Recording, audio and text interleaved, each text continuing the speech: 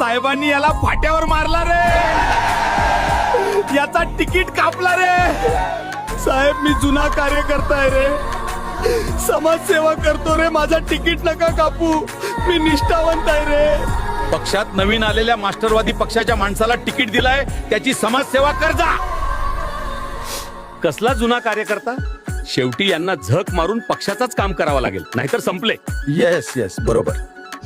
मला नगरसेवक बनायचं आहे रे, मला फॉर्च्युनर पाहिजे रे। आता मी फॉर्च्युनर कशी घेऊ रे?